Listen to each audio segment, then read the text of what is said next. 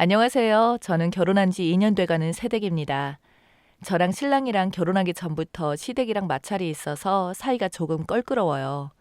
친정 쪽이 조금 넉넉한 편인데다가 저도 대기업은 아니지만 과분한 직장을 3년 다니면서 모은 돈이 조금 됐거든요.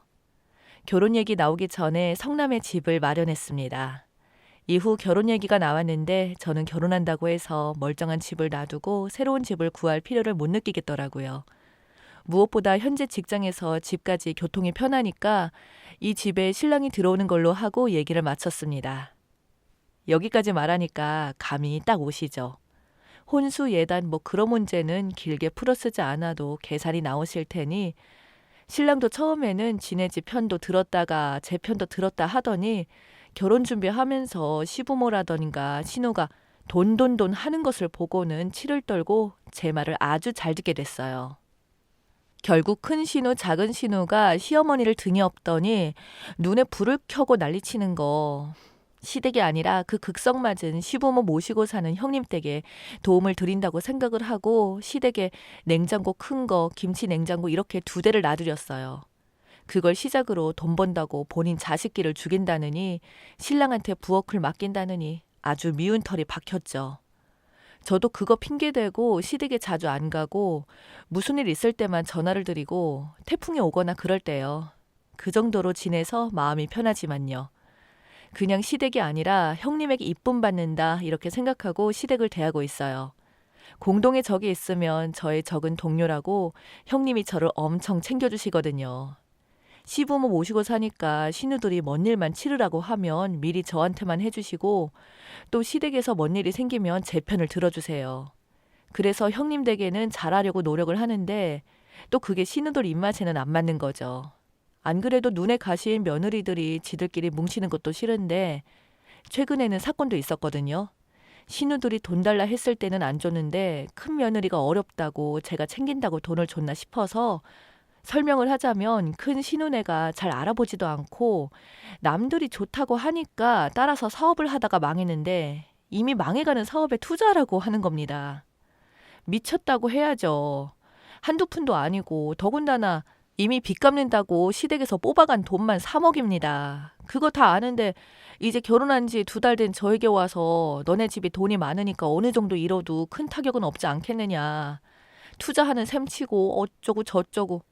정말 이렇게 말을 하는데 시집 와서 얼마 안 돼서 몸살이고 이쁨 받아야 할 처지인데도 막 정이 떨어지고 도와줄 것도 안 도와주고 싶게 만들더라고요. 그래서 미안하지만 우리도 돈 없다 했습니다. 이제 막 결혼을 했는데 무슨 돈이 있겠냐고 했죠. 그랬더니 슬금슬금 사돈 어르신은 잘 계시냐 이러면서 친정 얘기를 꺼내시는데 제가 선수를 쳤죠. 결혼할 때 시댁에 냉장고 하느라 친정에 손을 벌렸더니 이제부터는 돈을 갚으라고 성화시다. 그렇게 먼저 말을 하니까 차마 얘기를 못 꺼내더군요. 물론 사실은 친정에 손 벌린 적은 없지만요.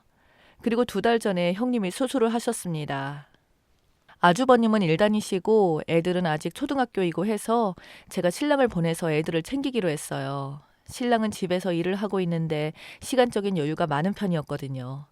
저는 야근이 잦다 보니까 퇴근을 해도 밤이었고 결국 주말밖에 시간이 안 돼서 주말에다도 병원에 가서 평일 내내 퇴근하자마자 형님 병수발 들고 아침에는 출근하고 힘드실 아주버님을 집에 보내고 제가 대신 병수발을 들었어요. 시어머니는 그동안 본인 모신 게 누군데 형님 병문안은커녕 애들 학원 끝나고 집에 와서 배고프다고 하니까 작은 아빠한테 가서 돈 달라고 해서 학원 끝나고 햄버거 사 먹으라고 했답니다. 저녁에 밥하면 남는 밥 먹을 사람이 없다고요. 매 끼니마다 새끼밥을 꼬박꼬박 해드려야 했고 전에 만든 밥은 몇 시간 전에 한 밥이던 하루 전날 남은 밥이던 식은 밥이라고 안 드시거든요. 병수발이라고 해서 엄청 힘든 일은 아니고 그냥 당장 거동이 불편하시니까 그런 것을 도와드렸어요. 덕분에 형님이랑 저랑 볼 것 안 볼 것 다 보고 더 가까워졌네요. 형님이 부끄럽다고 막 그러셔서 퇴원하시고 몸조리 중 목욕탕도 다녀왔죠. 형님이 귀여우시거든요. 몸도 아담하셔서 화장실에 갈 때는 제가 업고 다녔습니다. 저는 덩치가 곰이라서요. 자꾸 말이 옆으로 새네요. 아무튼 저희 신랑 프리랜서라고 하면 프리랜서인데요. 돈은 벌지만 제가 버는 수준에는 못 미칩니다. 한번 하는 거 끝나면 한동안은 일이 없으니 일도 정기적인 게 아니고요. 그런 남자가 뭐가 좋아서 결혼했냐 하실 수도 있겠지만 금전적으로는 제가 신랑 수입을 커버할 정도는 되니까 괜찮았어요. 무엇보다 인간이 참 제대로 된 사람이라 이 사람만 믿고 결혼을 했습니다. 물론 자연스럽게 집안 가사는 집에서 일하는 신랑의 차지가 되었고 저도 주말에만 조금 도와주는 정도였죠. 물론 경제권 또한 제가 다 가지고 있게 되었고 돈을 제가 더 많이 벌다 보니까 자연스럽게 그렇게 되었네요. 신랑이 통장 활용법도 모르고 그동안 월급을 은행에 추천하는 통장에만 따박따박 넣어서 그렇게 쓰고 있더라고요. 그래서 제가 적금도 넣고 정기예금도 넣고 보험도 들고 그러다 보니 자연스럽게 신랑의 월급 관리도 제가 해주게 되었습니다. 이 일을 엊그제 작은 신우가 알게 돼서 시집에서 그냥 아주 난리가 났어요. 전화가 왔죠. 제가 급해서 오빠한테 돈을 좀 달라고 했는데 신랑이 그런 거죠. 자기는 돈 관리 네 새언니가 다 하니까 새언니한테 말해라. 자기는 돈 없다. 근데 알고 보니 그 돈 급한 게 지 화장품을 사고 싶은데 돈이 없으니까 지 오빠한테 돈 받아서 살라고 한 것 같더라고요. 이번에 새로 나온 신상이라 기념으로 뭐를 더 많이 얹어준다는 둥, 빨리 사서 리뷰를 해야 한다는 둥, 블로그에 포스팅하는 게 취미인데 파워블로그 이런 건 아니고요. 그 일 해서 돈 버는 사람도 아닙니다. 근데 뭐 하나 신제품이 나올 때마다 꼭 사야지만 적성이 풀리지 화장대에 안 쓰고 넘쳐나는 게 화장품입니다. 아무튼 작은 신우 얘기만 해도 글이 500자는 넘게 나오겠지만 지금 쓰려는 건 그 얘기가 아니니까 그냥 넘어갈게요. 그러다 오늘 작은 신우한테 전화가 왔어요. 제가 좋은 며느리, 착한 며느리가 아닌지라 저한테 뭐라고 하는 거 따박따박 말대꾸를 했죠. 작은 신우랑 저랑 동갑이라서 할 말 다 했습니다. 그 다음 점심 먹고 시어머니한테 전화가 왔는데 하시는 말씀이 자고로 집안은 가장이 말이다부터 시작을 해서 여자가 경제력을 잡으면 어쩌고 저쩌고 너 지금 내 말 듣고 있는 거니? 어쩌고 저쩌고 하시는데 네네 하고 듣고는 일단 끊고서 부글부글 끓는 마음에 신랑한테 네 월급 네가 관리해라 말하고 통화 내용 녹음된 것을 들려주니 신랑은 아무 말도 안 하고 시어머니한테 전화해서는 엄마 때문에 와이프랑 나랑 월급 들어오는 것 각자 관리하게 생겼다고. 꼴랑 200만 원도 못 버는 내가 보험 내고 뭐 하고 다 내면 남는 돈은 없으니까 앞으로는 용돈 못 보내겠네. 다 엄마 때문이야. 이렇게 말하고는 전화를 끊더군요. 우리 신랑 어찌나 이뻐 보이는지 물론 돈 관리는 앞으로 제가 계속 하는 걸로 하고 표면적으로만 그렇게 보인 거죠. 앞으로 이런 일이 없게 입단속을 잘 시켰습니다. 어쨌든 이제 와서 50만 원 드리고도 욕먹는 용돈 안 드리게 됐으니까 속은 편하네요. 물론 신랑 전화 듣고 가만히 있을 시어머니가 아니지만 그래도 그것은 뭐 나중 일이니까 지금 당장은 아주 그냥 신났죠. 안 그래도 추석 때 뭐라 마라 잔소리 듣고 열받았는데 열받은 김에 저번 달 용돈도 안 드렸어요. 인사하면서 나중에 직접 드리려고 했습니다. 그리고 그날 퇴근하고 지친 몸을 이끌고 늦게나마 찾아갔더니 첫 마디부터가 시어머니가 장 다 보게 시켰다는 둥, 일 다 해놓으면 그제서야 몸만 꼴랑 온다는 둥, 이럴 줄 알고 일부러 다 안 하고 기다렸다는데 그냥 열받아서 준비해간 용돈도 안 드리고 왔어요. 저번 달에 이어 이번 달 용돈도 제가 안 보내드렸는데 이 돈으로 몰래 형님네랑 외식하고 새언니 조카 나올 날이 얼마 안 남았는데 애기 옷도 보내고 친정 부모님께 홍삼이라고 보내드려야겠습니다. 신랑한테는 미안하지만 미운 시집 용돈 안 챙기니 이렇게 할 수 있는 게 맞네요. 며칠이 지난 후기입니다. 그렇게 2달 동안 용돈을 안 드렸더니 한 번 붙었어요. 결국 신우랑 신랑이 대판 싸웠죠.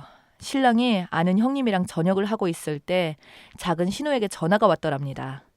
제가 신우 전화도 무시하고 그런다는 내용이에요. 그러면서 오빠가 맨날 다 들어주니까 신우들이 무서운 줄 모른다는 둥 얘기를 했더랍니다. 그 말에 열받은 신랑은 결국 또 작은 신우랑 대판 싸우고 짜증난 신우가 시모에게 이르고 얼마 안 있어서 시모가 신랑에게 전화를 하셨더라고요. 신랑이 전화할 때는 받지도 않으시더니 아무튼 전화 와서는 왜 작은 신우와 싸우냐며 잔소리를 하시다가 그건 그렇고 너네 왜 돈을 안 주냐 네 용돈 말이다 소리가 나와서 우리 신랑이 시치미를 뚝 떼고 하는 말이 내가 전에 말하지 않았느냐 또 뭐라고 얘기하고 너한테 돈이 없으면 네 와이프한테 전화해야겠다 하고 끊으셨다는 거예요. 신랑이 그랬다는데 와이프도 지금 돈 없다고 그때 엄마랑 동생 때문에 대판 싸우고 월급도 각자 관리하고 부모님 용돈도 각자 부모님한테 알아서 드리기로 했다고 다 동생이랑 엄마가 난리쳐서 이 꼴이 난 거니까 이혼하게 할 거 아니면 와이프한테 연락하지 말라고 그렇게 얘기했다고 들었고요. 그랬더니 시모가 왜 지네 집은 잘 살면서 거기로 돈을 보내고 난리야라며 난리를 부렸다네요. 너는 왜 가장이 되어서 부인한테 잡혀 사냐고. 왜 가장에 네가 돈 관리를 해야지. 가만히 듣고 있던 신랑이 화가 나서 한마디 했답니다. 엄마, 누나한테도 그렇게 말해? 그때 얘기 들어보니 누나한테는 누나 보고 돈 관리하라고 그랬다더만. 왜 차별하냐? 그랬더니 우리 시어머님 말씀이 내 딸이랑 네 와이프랑 같냐고 하셨답니다. 결국 폭발한 신랑은 시모랑도 대판 싸웠답니다. 한두 번 있었던 일도 아닌지라 평소에는 한 귀로 듣고 흘리는 거였는데 아는 형이 한 잔 두 잔 하면서 술 기운이 돌던 터라 열받았었다 하더라고요. 아무리 차별받고 자랐어도 맞고 자란 것도 아니었고 구박받고 자란 것도 아니라 여태껏 먹여주고 재워주고 하신 어머니한테 그렇게 막 싸우고 기분이 좋을 리는 없었겠죠. 결국 시모 저한테 연락 안 오고 작은 신우가 연락이 와서는 저에게 그렇게 살지 마세요. 이런 식으로 카톡을 보냈는데 신랑한테 보여주니까 화가 나서 제 폰으로 작은 신우한테 전화를 하더라고요. 그래, 말 잘했다. 너 여태까지 돈 필요하다 하면 한 푼 두 푼 빌려주고 우리가 아끼면서도 돈 100만 원씩 퍼줬더니 이런 식으로 살지 마라. 그거지? 알았어. 제대로 개념 챙기고 정신 차리고 살 테니까 죽기 전까지는 돈 얘기도커녕 연락도 서로 하지 말자. 추석도 지났겠다. 내년 설까지 볼 일도 없겠네.